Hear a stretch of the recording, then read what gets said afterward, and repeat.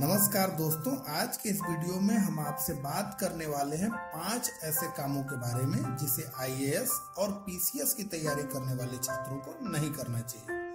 तो चलिए इस वीडियो को शुरू करते हैं और बारी बारी से उन 5 कामों को हम देखते हैं। अगर आज के दौर में हम देखें तो हर छात्र रटने के काम में लगा हुआ है। उसे लगता है कि कॉन्सेप्ट को समझ के क्या करना है।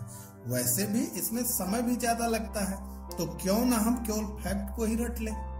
वैसे भी आजकल परीक्षाओं में भी केवल फैक्ट ही पूछा जाता है, तो क्या जरूरत है कॉन्सेप्ट को पढ़ने समझने की।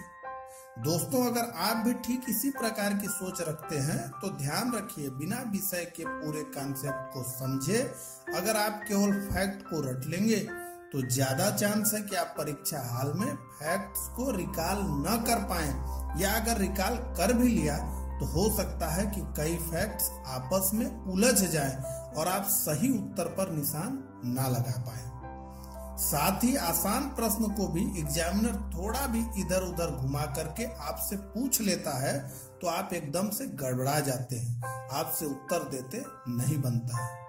वहीं अगर आपने उस विषय के कॉन्सेप्ट को ठीक प्रकार से समझ लिया है, उसके बाद उससे जुड़े तथ्यों को भी आपने अच्छे से याद कर लिया है, तो आप देखेंगे कि आप भूलने की बीमारी से छुटकारा पा जाएंगे और साथ ही साथ आप कभी भी उस विषय में कंफ्यूज नहीं होंगे। और सबसे बड़ी बात ये कि आप धीरे धीरे अपने अंदर एक आत्मविश्वास का संचार होता हुआ भी महसूस करेंगे, जो कि इन बड़ी बड़ी परीक्षाओं को पास करने के लिए आपको ऊर्जा देगी।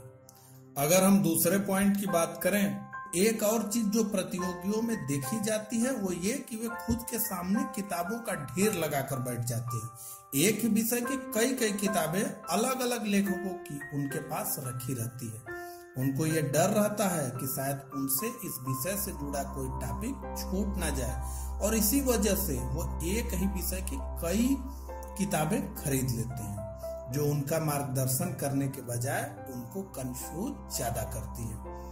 दोस्तों, एक ही विषय की कई किताबें पढ़ने से ज्यादा अच्छा तो ये होगा कि आप एक ही मानक किताब से पढ़ें और उस किताब को अच्छे से तैयार करें, क्योंकि लगभग सभी किताबें एक जैसी ही होती हैं। जरूरत बस आपको अपनी रुचि और पसंद के हिसाब से किताब को चुनने की है।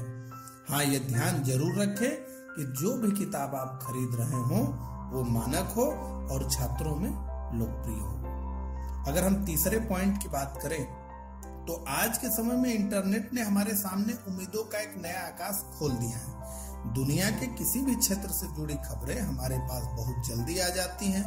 विकिपीडिया जैसे वेबसाइटों पर दुनिया के हर एक विषयों की जानकारी फैली हुई है, जो हमारे प्रिपरेशन के लिहाज से बहुत महत्वपूर्ण है। लेकिन अक्सर देखा जा रहा है कि प्रतियोगी परीक्षा से जुड़े छात्र अपना ज्यादा से ज्यादा समय फेसबुक, ट्विटर जैसी सोशल साइटों पर व्यतीत करते हैं। दोस्तों, ये आपके लिए बहुत नुकसानदेह है। इससे जितना जल्दी हो सके आप निकलने का प्रयास करें। अगर हम चौथे पॉइंट की बात आपसे करें तो दोस्तों, पढ़ाई के 2 आयाम होते हैं। एक तो पढ़ाई खुद और दूसरा लिखाई। जी हाँ, अगर आपको याद हो तो आप जरूर जानते होंगे कि पहले लोग पढ़ाई और लिखाई एक ही साथ बोलते थे, लेकिन आजकल प्रतियोगी केवल पढ़ाई ही करते हैं और लिखने का अभ्यास नहीं करते। उनको लगता है कि जब परीक्षा आ जाएगी तो लिखने का अभ्यास करूंगा, पर ऐसा हो नहीं पाता।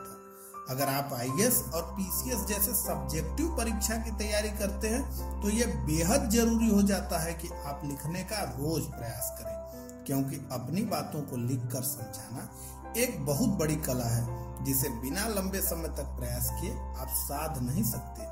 और इसलिए आप जो भी कुछ पढ़ते हैं उसे रोज अपने हिसाब से लिखें। ध्यान रहे, इसे बिना किताब में देखे खुद के हिसाब से लिखें, और आपका ये प्रयास हो कि आपने जो भी विषय या टॉपिक आज पढ़ा है उसे अगले दिन लिखने का प्रयास करें। ऐसा करने से आपको 2 प्रत्यक्ष लाभ होंगे। एक तो ये कि आप लिखते समय अपने विषय को दोहरा लेंगे, और दूसरा आपका दिमाग ये समझ जाएगा कि जो भी चीजें पढ़ते समय उसमें डाली जा रही हैं उन सभी चीजों को दोबारा उससे लिखते समय मांगा जाएगा। इससे आप देखेंगे कि पढ़े को समय पर याद न आने की बीमारी से भी आपको छुटकारा मिल जाएगा। अंतिम और पांचवी बात, दोस्तों हो सके तो लेट नाइट जग के पढ़ाई करने की आदत को छोड़ दीजिए, क्योंकि सुबह जगने के बाद से ही अगर आप छात्र हैं तो कॉलेज जाते हैं, कोचिंग जाते हैं, वहाँ काफी कुछ पढ़ते लिखते हैं, किसी से बात करते हैं तो किसी से बहस भी करते हैं, कुछ अच्छे लोगों से मिलते हैं तो कुछ बुरे लोगों से मिलते हैं।